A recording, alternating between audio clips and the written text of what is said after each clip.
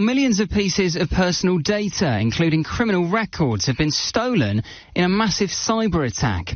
The Ministry of Justice says hackers managed to access the legal aid agency and download years of information about applicants.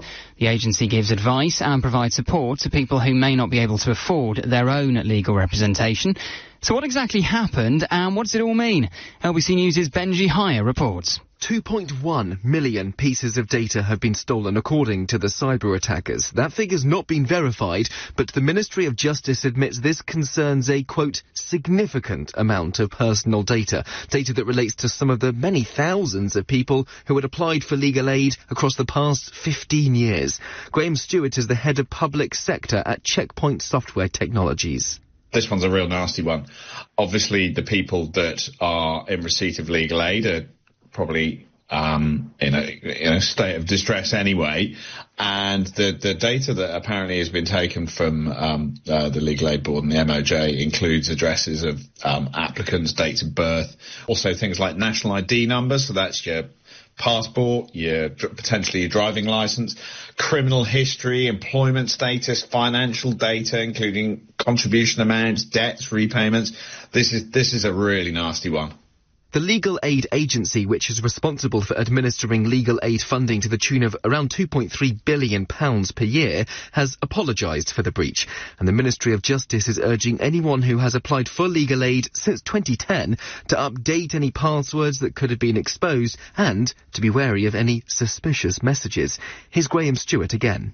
The difficulty with this one is because of the detail that they've taken, it's highly likely that they will be specifically targeting people with a specific message around claiming money for their legal aid, potentially blackmail, extortion, that kind of stuff. But also what you'll see is another type of attack, which is, hey, were you caught up in the legal aid attack? You can claim compensation. Click on this link. And I expect to see second wave attacks to happen as a result of this. Government sources suggest this has happened due to the neglect and mismanagement of the previous government, claiming vulnerabilities in the system had been known for years. Ross Brewer is the Vice President and Managing Director for the cybersecurity company Greylog. Well, it's a bit of a disappointing statement, and this goes back to the 2008 when we had the subprime financial crisis globally, and then every government, including the UK, sort of reduced all of the budgets, and there's just been this underinvestment since that time. And then once we came out of that, then Brexit kicked in, and then once we came out of that, the pandemic kicked in. So there just always seems to be an excuse for the UK government not to invest in its infrastructure and its ability to detect and respond to cyber incidents. The government became aware of the hack last month, and then in the past few days it became apparent that it was more extensive than originally thought. It comes soon after retailers Co-op, Harrods and Marks and Spencer were hit by cyber attacks too, although there's no suggestion at this point that they're connected to the Legal Aid Agency incident.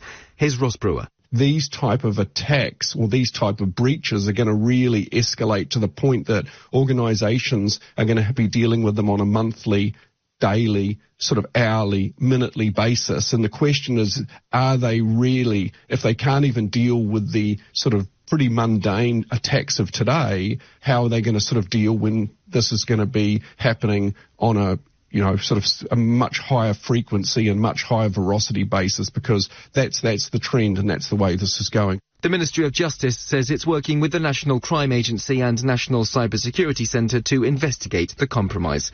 Benji Hire,